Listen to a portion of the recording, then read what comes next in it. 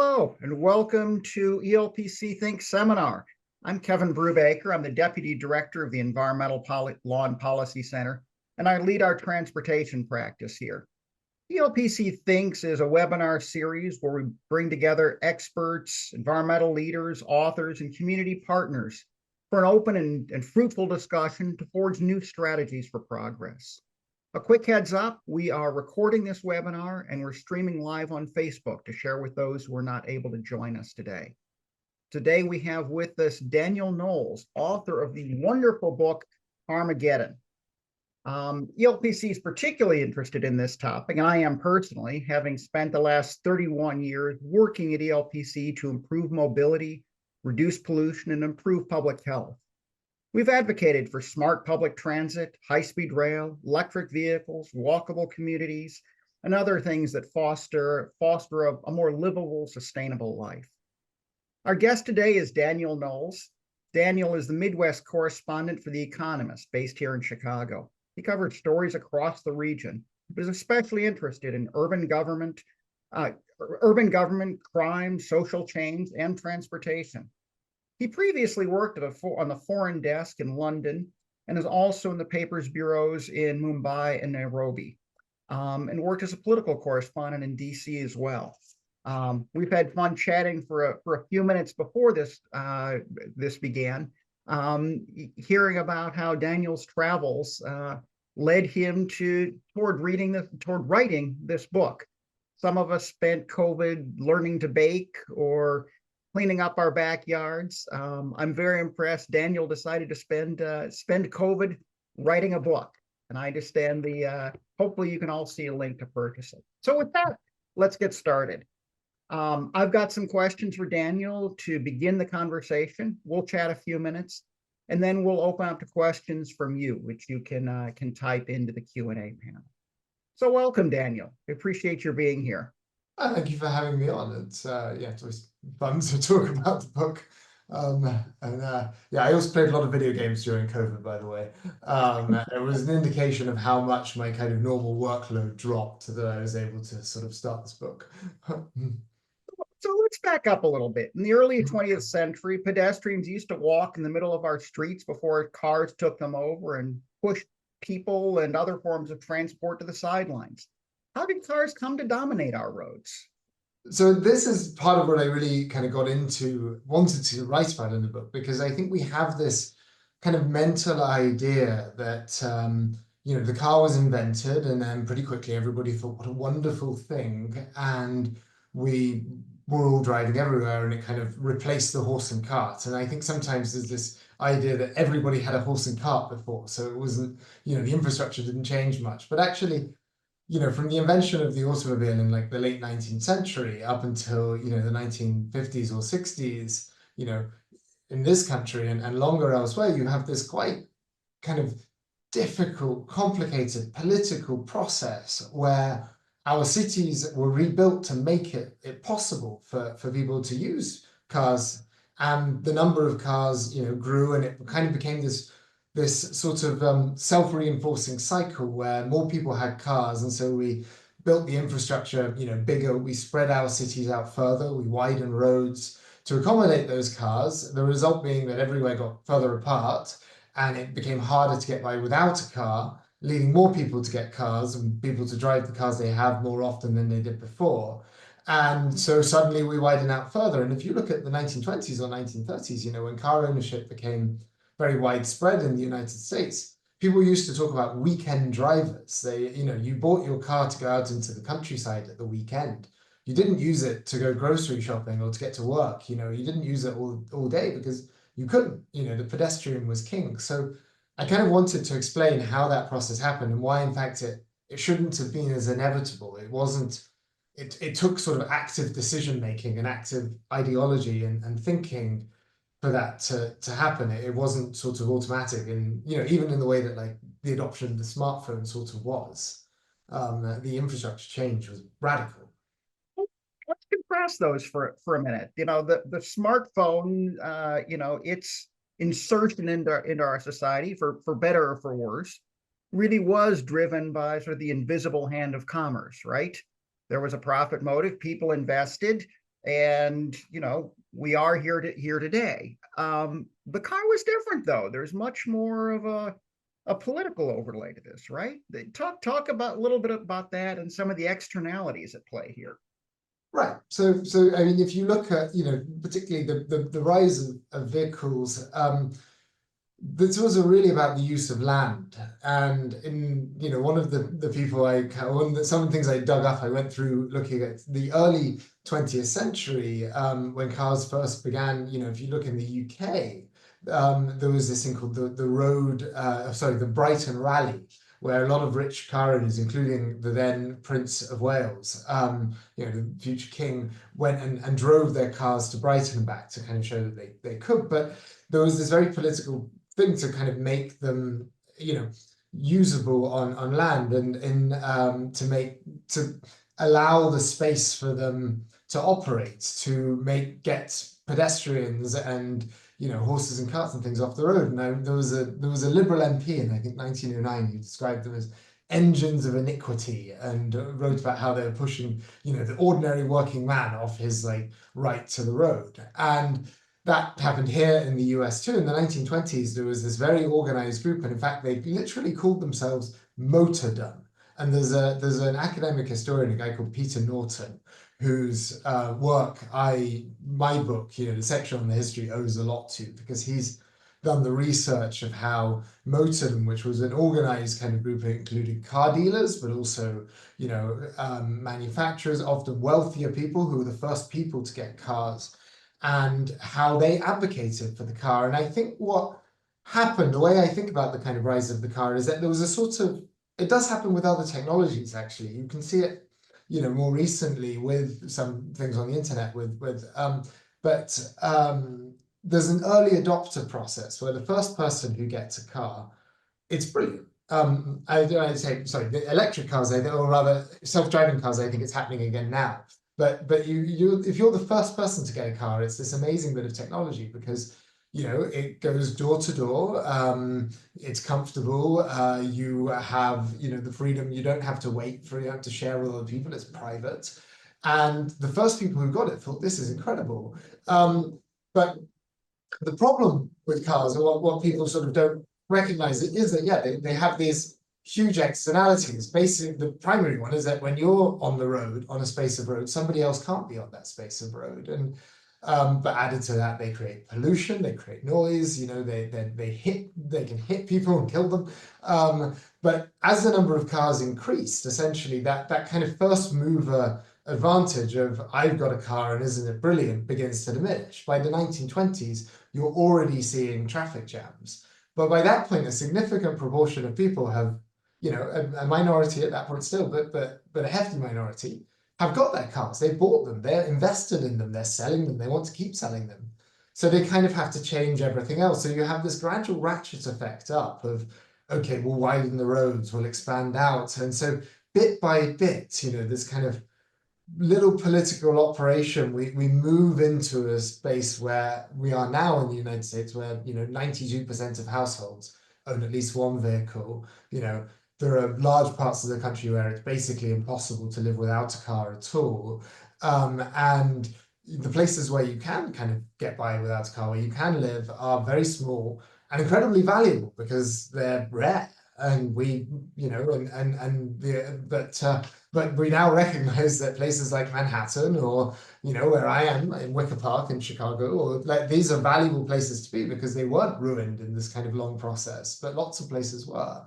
So so that's kind of a long answer, I guess, of the externalities. But we built them up, I think, over time, and now we're seeing acutely in car crashes, but things like but the climate change, I think, is the thing that we're seeing so acutely now. That's the externality and transport emissions are, the fastest growing part of emissions in the US. In most of the rich world, electricity has got cleaner. Look, industrial emissions are falling. Transport, and particularly personal transport, is one of those things that's still going up. So that we've got to get a handle on. Right. It's going up, even though cars are getting cleaner because people are driving more and more. So we've got essentially a flat population. We've got cars getting cleaner. Surely the math would be that the sector would clean up, but no, it's people driving their cleaner cars more and more is like actually leading to an increase in pollution from cars. That was up on your point though about Wicker Park in Manhattan. You said the most valuable real estate is that where you don't need a car. So cool. Why isn't there more of that? Why haven't we turned the ship of state? So that is the argument of the book, and I do actually think, and to kind of answer that, I think the ship of state is turning, and in the 2.5 years, since I kind of wrote this book, the 1.5 years since it came out, it's been really interesting to see, not everywhere, but in so many ways, a gradual, the more recognition of what this, what turning the ship of state requires, and we had. Right now, we have a presidential election going on. Tim Walz talking about housing in Minnesota. And one of the things that they've done in Minneapolis is they got rid of parking mandates. Yeah, talk about parking a little bit. That's Right. sort of the thread that unweaves this whole thing. Yeah. Yeah, in fact, I should have mentioned that in the more explicitly. So much of the problem of cars, it's not the cars themselves. It comes from this political decision that we have made to give roads away for free and parking away for free.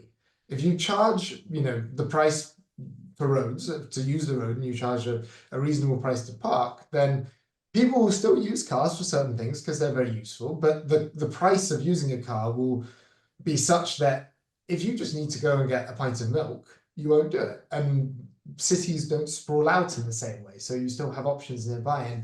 And that's kind of where we've and I think everywhere in the developed world has made these mistakes, but perhaps no more so than, say, I don't even just want to say the United States, some parts of the United States, some bits of Texas, for example, but you have really pushed it to an extreme level. I wrote about and visited Houston for the book, but where was it? But the parking thing, I think now we are beginning to unravel some of these things because we're beginning, to understand how much it costs to keep widening roads and how damaging it is, and how congestion just keeps kind of rising, and how expensive that is for our economies, how annoying and maddening it is for motorists, and that there are people who want alternatives, and so I think gradually the ship of state's being turned around, but it could take quite a long time.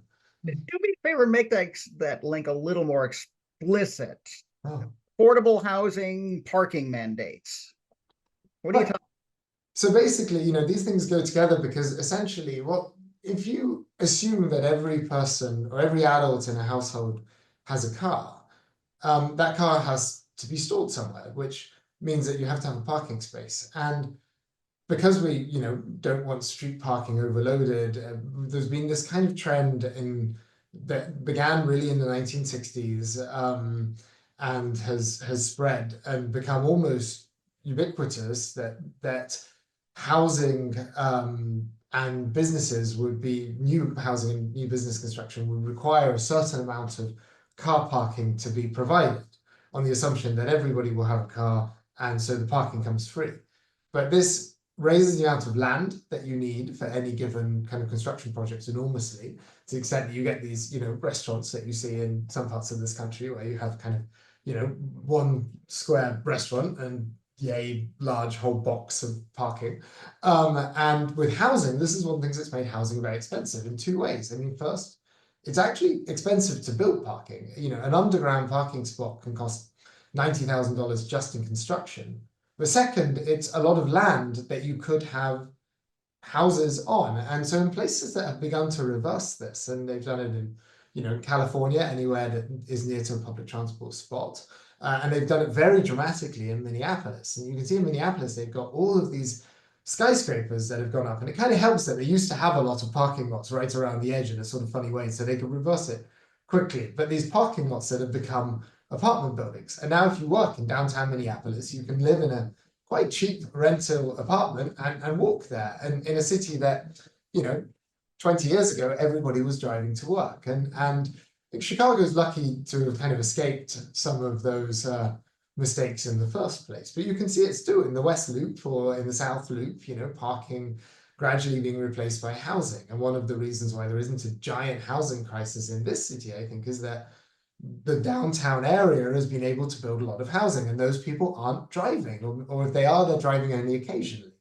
The ratio of parking spaces is closer to 1 per 4 apartments rather than 2 for every apartment. So it's much lower. So I think gradually, that those are the things that kind of give me hope. But again, it takes a long time for all the new housing to kind of become the majority, as it were. So to change Right. things, yeah. Yeah, I want to come back to Chicago, but I first want to go on a world tour with you for a minute. I much of what you wrote about was music to my ears. We both been in this business a long time, but your insights into what's happening in the third world, or excuse me, in the developing world, were startling even to me. Talk a little bit about what cars are doing to the developing world right now. Yeah, so this is one of the reasons why I really wanted to write the book. And when I started writing it, I was living in London. I was on the foreign desk, but I'd been living, I not long before I lived in Kenya and in Mumbai in India, and had these very both cities very traffic kind of choked. Spent a lot of my life in cars, being driven around or driving myself around. Despite the fact that the majority of people in both those cities don't drive. And I could see what was happening was essentially the same kind of ratchet effect that happened, 100 years ago or 50 years ago in Europe and in the US. And if you go to Mumbai, for example, there's this huge expressway that is being built along the coast. There's already a part of it that was there when I lived there called the Bandra Coastal Road, and it's being expanded, and I think it's almost complete now. That creates essentially an expressway that goes all the way from the northern Mumbai suburbs down to the island. And Mumbai is this very, very densely populated, very small area, and the result is that these cars kind of come down very fast this expressway, and then they come out and immediately get into a giant traffic jam because there isn't the space at the other end to keep them. But India, is a very unequal kind of class-conscious society, and the people who are making the decisions, the engineers and the bureaucrats and the politicians, tend to be driven places. They have windshield kind of mindset, and they are used to having chauffeurs and driving them places. And so the kind of automatic assumption comes of we must widen the roads. And when I lived in Nairobi, it was exactly the same thing. And there used to be this constant discussion in the English newspapers, which are really read by the elite there, about how the big problem with traffic was the minibuses. They call them matatus, but they would periodically try and ban public transport from coming into the city centre because they thought it was creating. How dare the buses get in the way of our private Right, cars? about private cars. And there is just a kind of failure to think about the number of cars or how other people are getting around. You think of you in your car and you think, well, if I just got rid of those buses, my life would be easier. And windshield kind of mindset, windshield perspective, it's very powerful, and people really just fail. There's good evidence, there's good academic studies of this looking at business owners. People who drive very often struggle to imagine other people getting around any other way, and that kind of leads policy. And frankly, it goes the other way around. I struggle to imagine why anybody would drive most of the time because I don't do it, and but I don't do it very much. But I think kind of that is the perspective that you have because of how you get around is hugely influential. And unfortunately, in the developing world, we have a new middle class that's rising and is getting cars for the first time, and they're not insane to do so because things are set up for them and are getting more so. And so I wanted to write about it because I think that there's a chance to undo something really catastrophic that's happening in newly rich country or new countries that are getting richer now. And if we don't do it, the climate risks are so enormous because at the moment we have globally about 1.8 something billion, less than 2 billion cars on the roads globally. but if we had kind of car ownership rates equivalent to the US worldwide, we would have, 6 billion cars on the road, 6 or 7 billion cars on the roads. And, even if we electrify all of those cars, that's a massive increase in energy use. So the kind of rise of the car has still got a long way to go. And I think in terms of global warming, this is a thing that we really want to be nervous about. Right? That when an American car, when a car in the United States gets too old to drive, it isn't recycled. It goes to the developed world and is driven another couple 100,000 miles, right? Exactly. The car that I owned in Kenya was, a little Japanese car, and most of the cars there are second-hand Japanese cars because they also drive on the left there. So and yeah, and so these cars get recycled and they come, into other markets and they keep getting driven. And so cars that are being manufactured now, that have petrol engines here or gasoline engines will probably drive, 15 years on average, maybe more in our countries, and then go somewhere else and drive another 15 years, before they finally get to the scrapyard. So we're talking carbon emissions that will still be coming out, in the 2050s from cars that are manufactured now. I found one of the most provocative chapters in your book, the one entitled "Electric Delusions." What's delusive about electric vehicles? So I will say that there's a bit of that chapter I got wrong, and I wrote about the cobalt shortages in batteries, which was a big worry at the time, and have actually genuinely been sort of diminished, although there are other problems with the manufacturing of cars. But the broader point I made in that chapter is I wrote about how difficult it would be to electrify. And I think that the argument of that chapter is that it will be too difficult to electrify our fleet really quickly.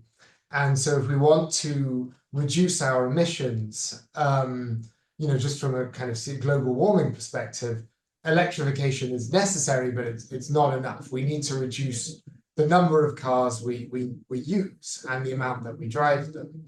So it kind of explains, and I also have a lot of problems with cars that aren't just about our CO2 emissions, but it kind of explains some of the challenges of electrifying vehicles. And I think they've been sort of proven to some extent. We were the specific issue that I did a bunch of reporting on, which was shortage of cobalt and batteries, has not been the problem, but it has been hard to get people to buy them. It's been hard building out a charging network. It's been hard getting the sort of mass adoption, and particularly a lot of people who are adopting them, kind of unfortunately, on my streets, if I look out the window, you can see 3 or 4 Teslas that are parked most of the time because they're owned by lovely liberal Chicago families who take the L to work. And then if you go out, to southern Illinois, where people are driving, in rural areas hundreds of miles a week, they're still driving F-150s. I don't fully understand why, but that it's kind of the cars that we are replacing with electric vehicles at the moment are often not the ones that we sort of need to replace fastest. And so I think electric vehicles, we need to electrify the vehicle fleet, but I think they're bringing in, the way we are doing it at the moment is bringing in a lot of new problems that we haven't thought about. They'll kind of rush to electrify ahead of every other sort of policy, adaptation, and in particular things that might discourage driving a bit. Right. And even an electric car requires a parking place. It creates Exactly. congestion. It kills people when it hits them.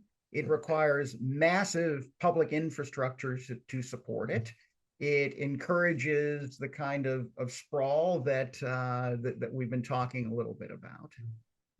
Yeah, and one of the things that I worry about with the electric transition, and even more so when self-driving cars, as they begin to spread and begin to become more useful, is that at the moment, filling your car with gasoline costs some money. Not as much as I would like it to, but it costs some money.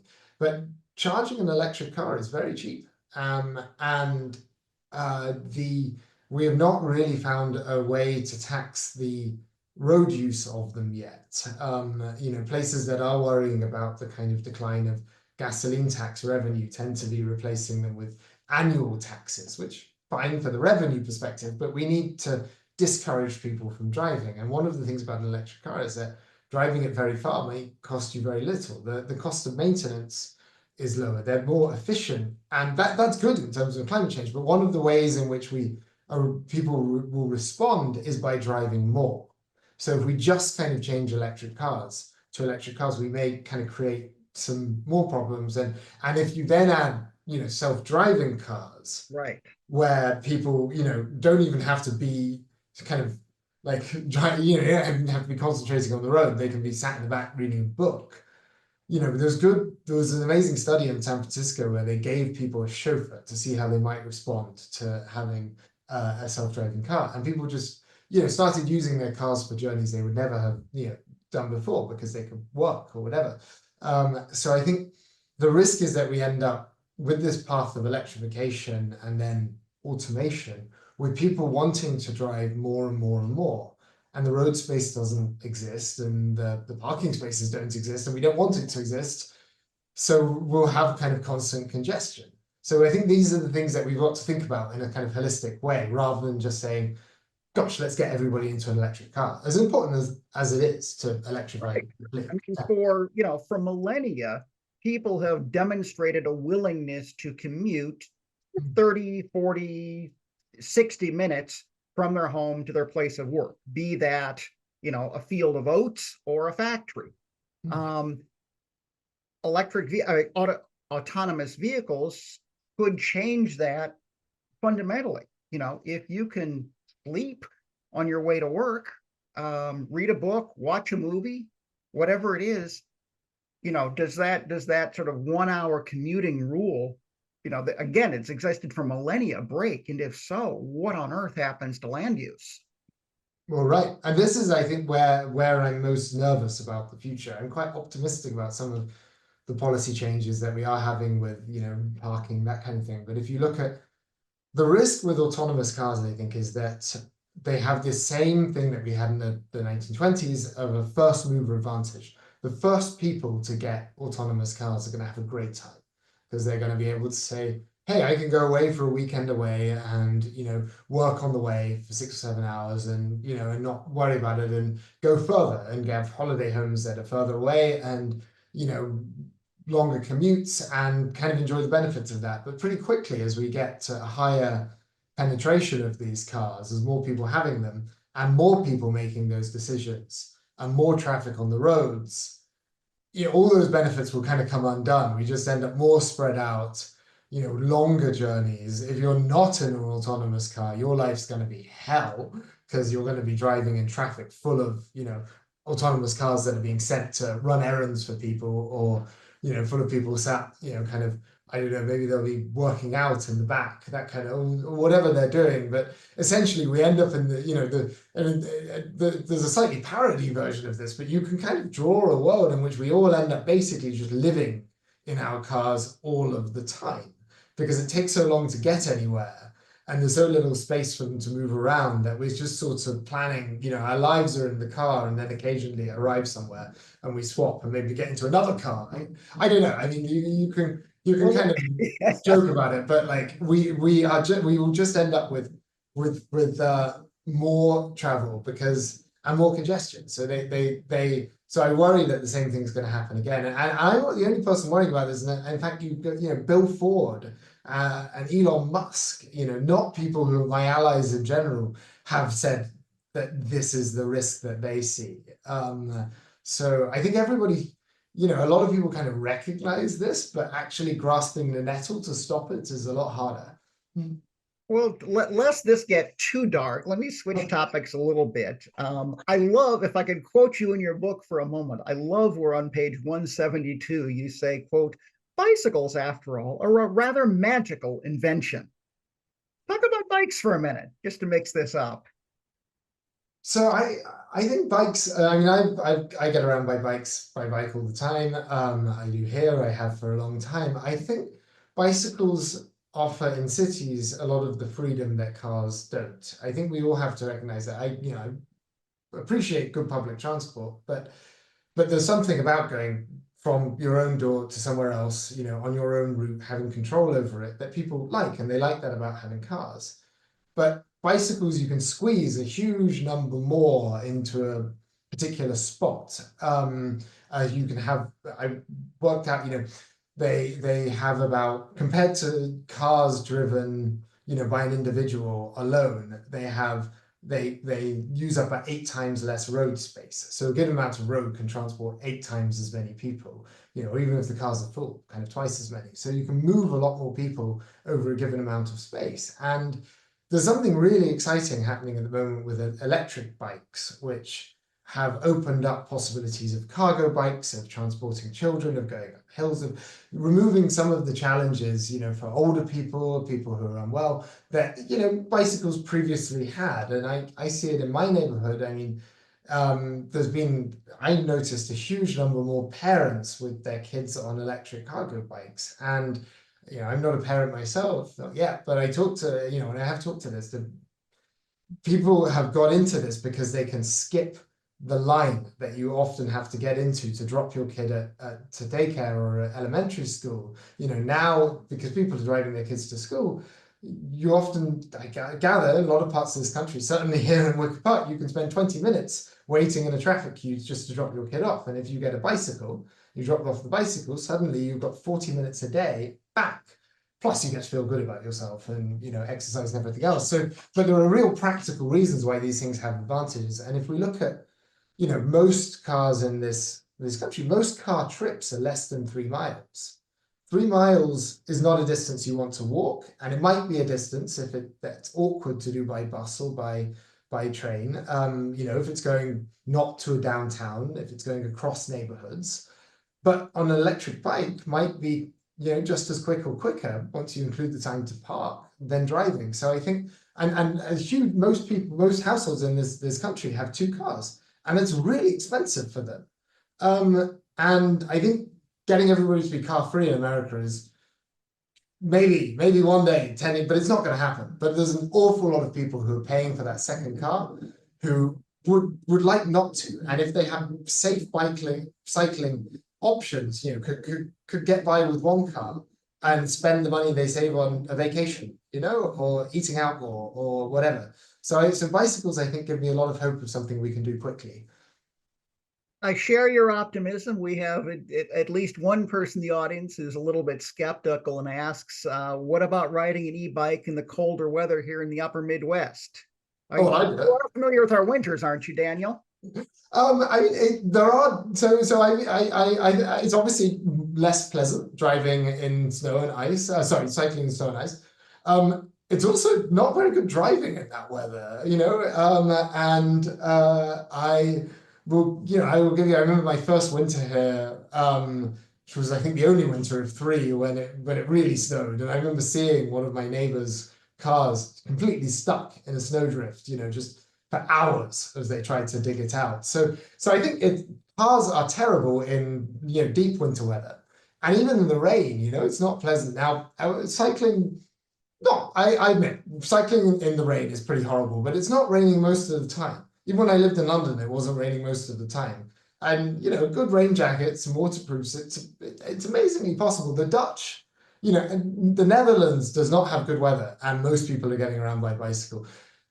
Copenhagen has miserable weather and people are getting around by bicycle. I've met people in Minnesota who get around by bicycle with little ice studs in their bikes, even in the depth of winter. So it's doable. Yeah, you'll have to give up your air conditioning or your heating. And I admit that it's not for everybody. It's not going to be easy, but I think the thing that's keeping people off the roads is the danger caused by cars. That's what's stopping people cycling far more than the weather. And if it was less scary, if it was safer, a lot more people would cycle. And that's precisely why we and so many of our colleagues have been advocating for better infrastructure for bicycles, for safer automobiles, and so forth. Well, you know, you're talking about Copenhagen and other places. One of the places you talk about in your book that I found most interesting was your description of Tokyo. And coincidentally, I was watching an art film last night, and because of your book, I was really tuning into just what you described. Where on the one hand, It's a very dense, very populous city. And at least in this film, what I'm seeing on the one hand is, triple decker highways like, we have nightmares of, sort of the worst in urban planning. And yet the streetscape is quiet and walkable and bicycle. But I'm talking for you. Describe Yeah, Tokyo. no, I mean, Yeah. so I'm glad you brought it up. So I wanted to write about Tokyo in the book because it's very easy when we talk about, as so many advocates for kind of reduced car living go to Paris or to Amsterdam or to London, but older cities. And Paris has made incredible strides in reducing the amount of car use. But it's kind of, it was a city before the car and it hasn't changed that much physically. So it was never really a car-centric city. Whereas Tokyo, obviously Tokyo's been around a long time, but it was basically flattened in World War II. And it's almost entirely been built since the war. So since the invention of the car. And yet it has some of the lowest levels of car use in the world. And yes, they do have expressways and there are people who drive there, but they also, they have one of the best used public transport systems and they actually have more people cycling than the Dutch do, which is you don't really realize they don't For have absolute or per capita, you mean? per capita, I mean, the Wow. proportion. So what's very common in Japan is to cycle to your train station and then drop your bike. So it's very common commuters, a kind of bike and then train. But it's very high.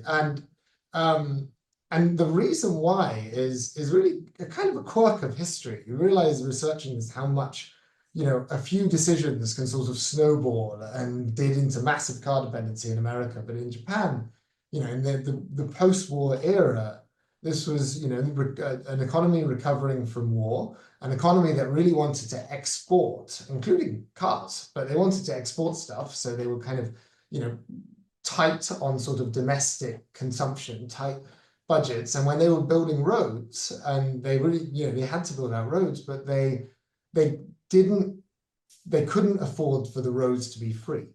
And so Japan's kind of tollway highway network has been tolled from the very beginning. And they have some of the highest road tolls in the world. The other decision that was made that again just kind of snowballed was that they decided in a law that I think was in 1954, but they decided very early there will be no free on-street parking. So they passed this law that said there will be no that if you own a car, you have to own a garage space and you have to get a certificate from the police that says you own, I have somewhere to store this car. Because there is some on-street parking in the day that's metered, but there's, and this actually applies nationwide, that you need the certificate. But in Tokyo, there's really almost no on-street parking and there's no overnight on-street parking. You can't leave a car overnight.